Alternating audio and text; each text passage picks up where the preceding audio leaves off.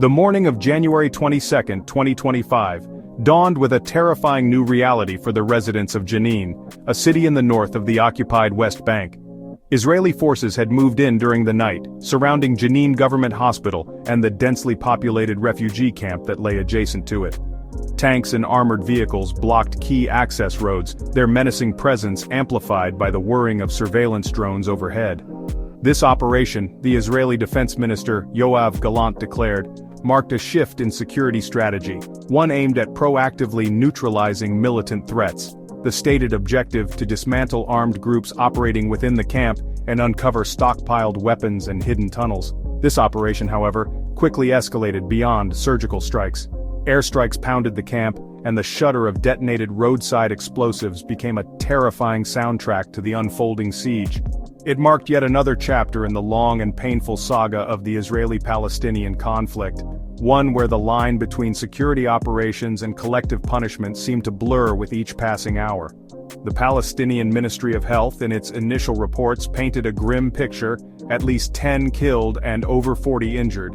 The Palestinian Red Crescent Society, however, warned that these numbers were likely to rise. Their medical teams agonizingly kept from reaching the wounded and retrieving the dead. The siege had effectively cut off the camp and the hospital from the outside world. Ambulances were turned back, their pleas for access ignored.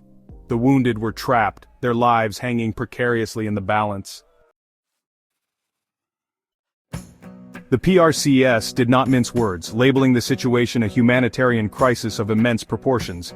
Inside the besieged hospital, a scene of controlled chaos was unfolding.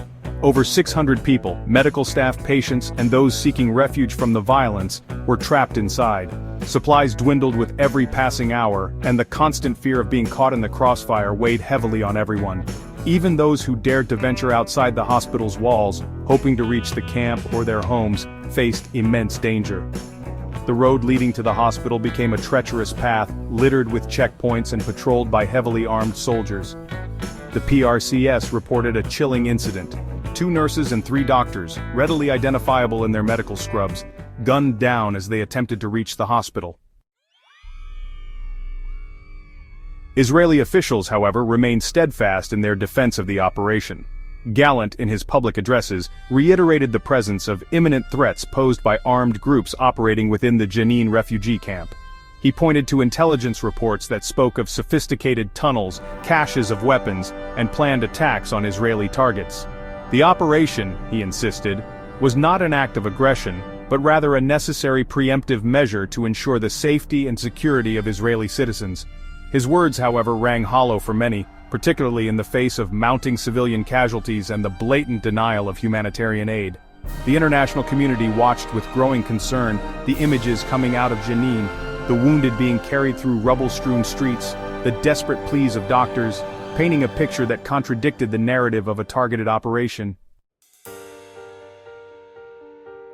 The international community responded with a mix of condemnation and calls for restraint. Amnesty International, citing grave breaches of international law, condemned the targeting of a hospital and the denial of medical access.